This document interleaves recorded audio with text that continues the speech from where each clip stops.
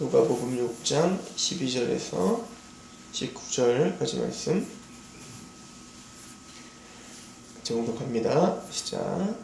이때 예수께서 기도하시러 산으로 가사 밤이 새도록 하나님께 기도하시고 밝음에 그 제자들을 부르사 그 중에서 12를 택하여 사도라 칭하셨으니 곧 베드로라고 또 이름을 주신 시몬과 그의 동생 안드레와 야고보와 요한과 빌립과 바돌로메와 마테와 도마와 알페오의 아들 야고보와 셀롯이라는 시몬과 야고보의 아들 유다와 예수를 파는 자가 될 가룟 유다라. 예수께서 그들과 함께 내려오사 평지에 서시니 그 제자의 많은 무리와 예수의 말씀도 듣고 병고침을 받으려고 유대 사방과 예루살렘과 두로와 시돈의 해안으로부터 온 많은 백성도 있더라. 더러운 귀신에게 고난받는 자들도 고침을 받은지라. 온 무리가 예수를 만지려고 힘쓰니 이는 능력이 예수께로부터 나와서 모든 사람을 낫게 함이로라. 아멘.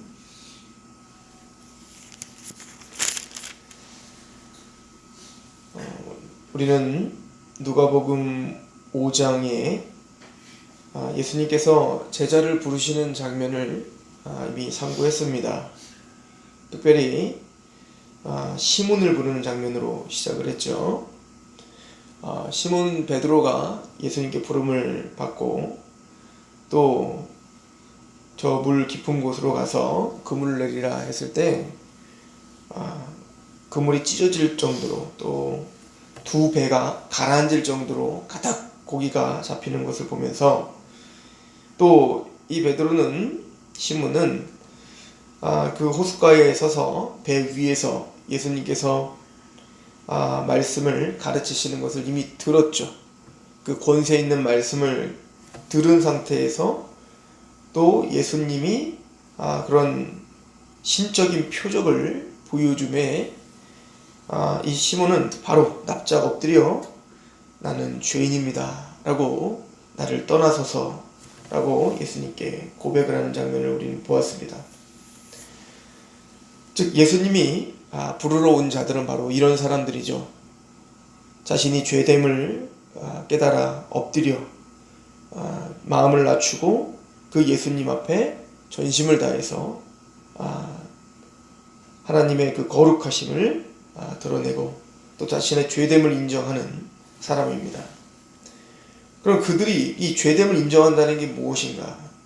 바로 5장 12절부터는 나병에 들린 자를 깨끗하게 함으로 그 죄됨이란 우리가 바로 하나님의 말씀 앞에 부정한 자들입니다. 그렇게 머리를 풀어헤치고 가슴을 찢으며 부정하다 부정하다 라고 외쳐야 됐던 그 나병 환자들처럼 바로 내가 그런 부정한 자입니다.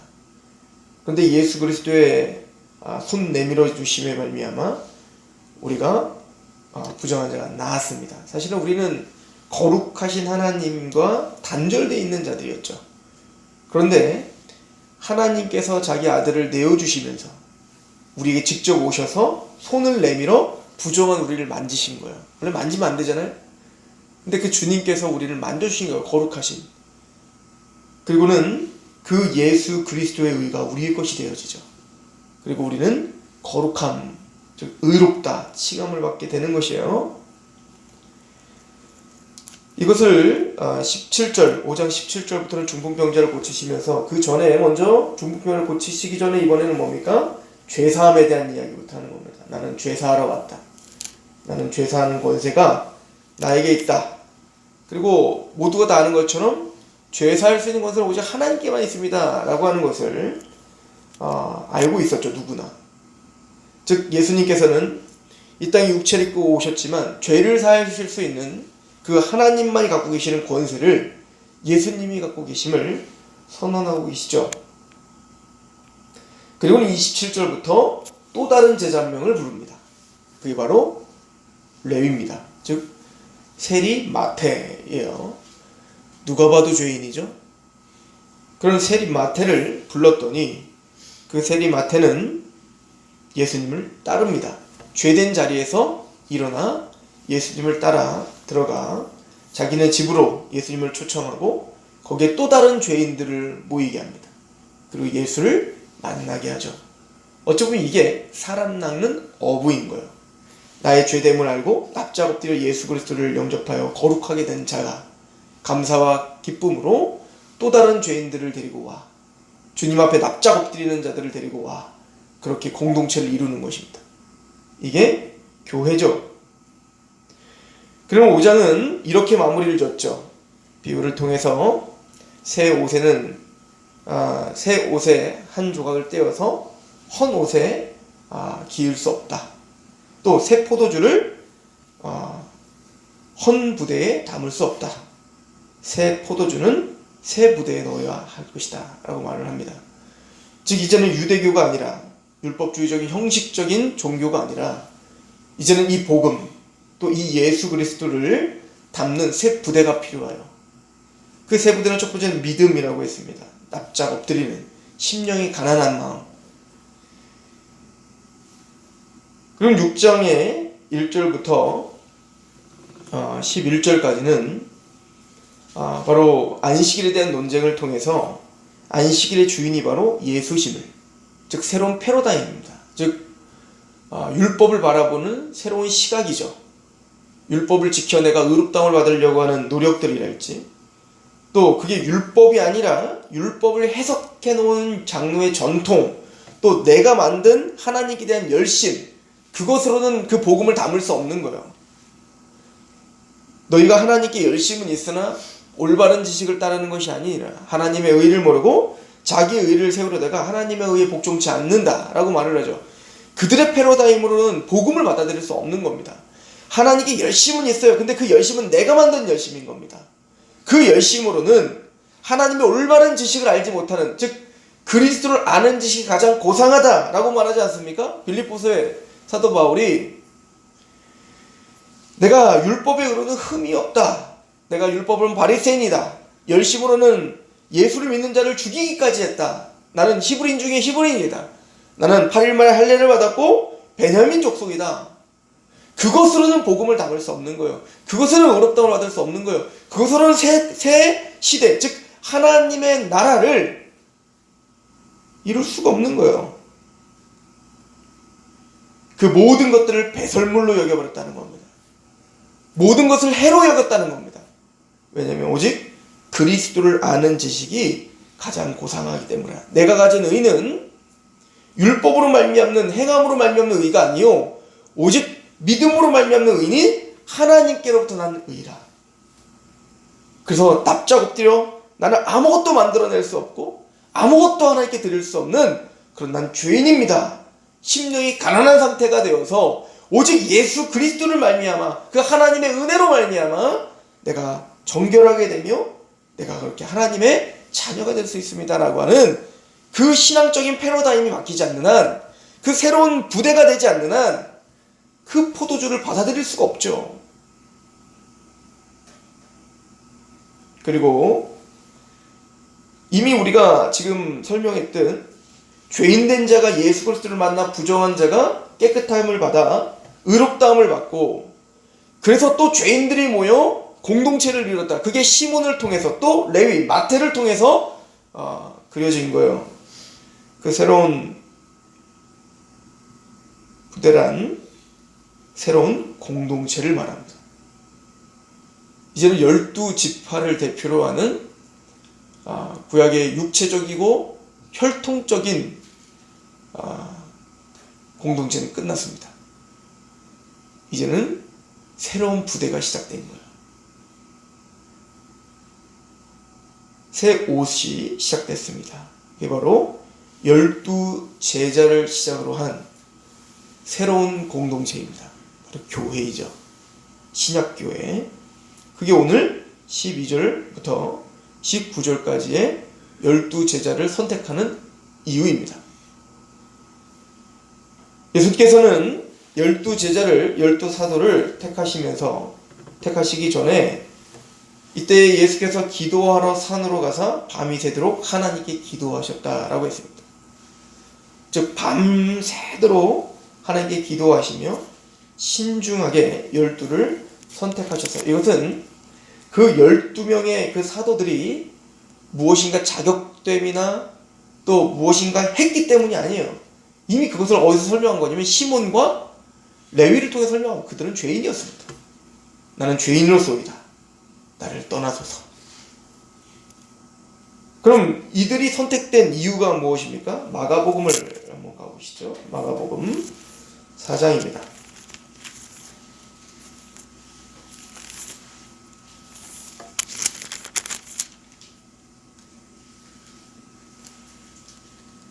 마가복음 3장입니다. 3장 13절.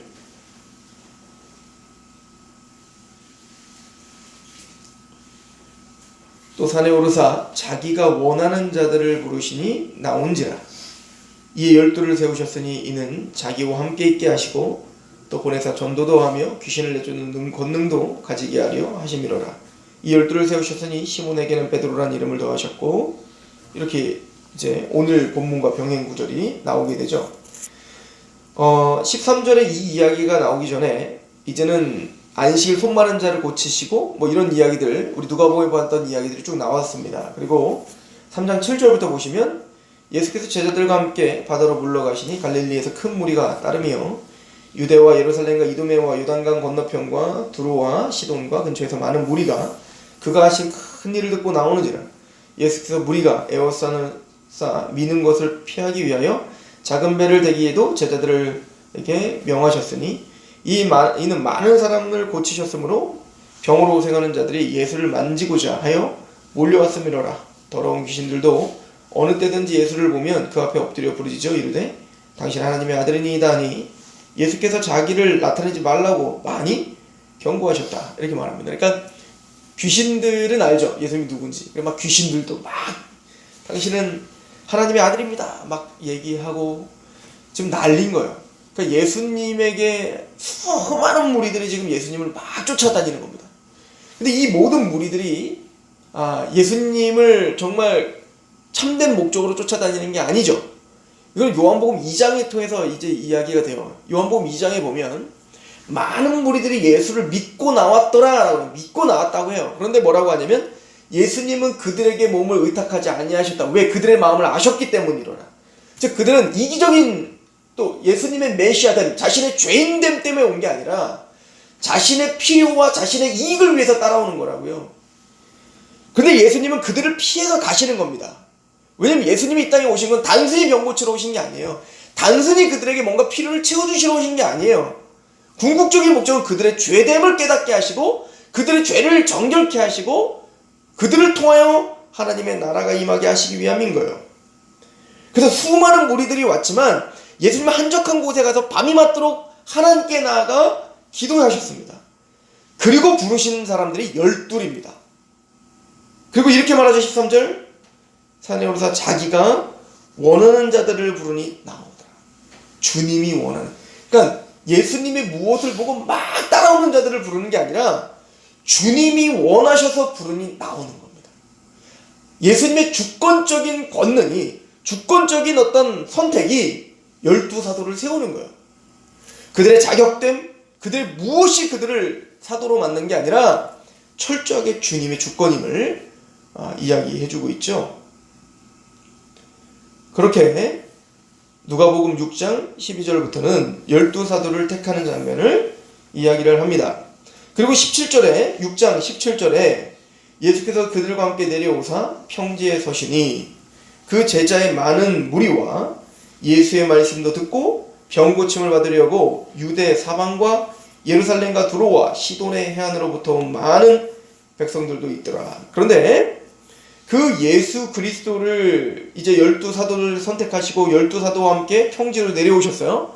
그때 그들을 따르는 또 많은 사람들이 있는데, 병 고침을 받으려고 많은 사람이 왔는데 그들 중에 누구도 있었냐면 유대 사방과 예루살렘과 두로와 시돈의 해안으로부터 온 많은 백성들, 여기에는 이방인들도 있었을 것입니다. 두로와 시돈이 있었기 때문에.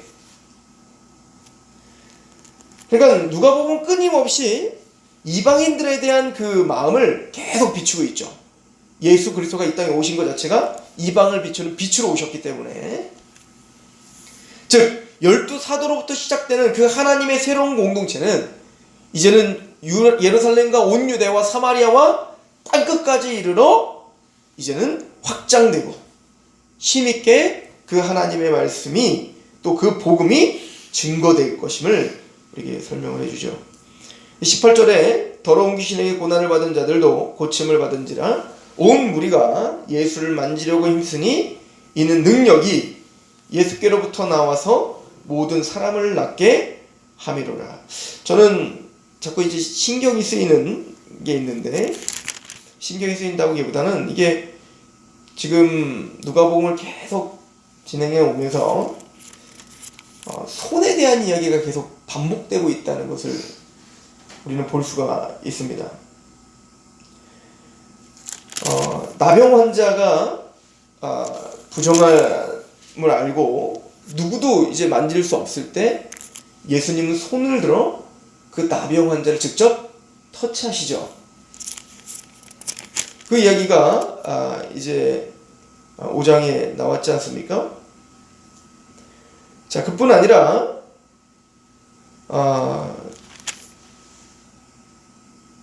이 안식일의 논쟁을 통해서도 중요한 것은 지금 이 제자들이 이삭을 잘라서 손을 비벼서 먹은 것 때문에 이제 발단이 됐어요. 그러니까 그들이 이제 손을 비벼갖고 일을 했다는 거죠. 자신의 손으로 일을 했다. 이것이 문제가 됐던 겁니다. 그리고는 이제 6장 6절부터 안식일날 치유하시는데 그때 손 마른 자를 고치십니다. 그렇죠? 사실 이제 예수님이 이제 일을 하나 안 하는지 보려고 하는 거거든요. 왜냐면 지금까지는 손을 터치해가지고 손을 대가지고 낫게 했기 때문에 그것도 일로 보는 거예요. 얘네들이. 근데 예수님이 그걸 아시고 이번에는 손을 대시지 않습니다. 그리고 명령하시죠. 10절에 보면 6장 10절에 무리를 둘러보사 그 사람에게 이르시되 내 손을 내밀라 하시니 그가 그리하매 그 손이 회복된 거예요. 그러니까 손을 만지자, 그냥 말로만요 손을 내밀어. 그래서 손을 내밀었더니 나요. 더 이상 할 말이 없는 거예요. 왜냐면은 터치를 안 했어요.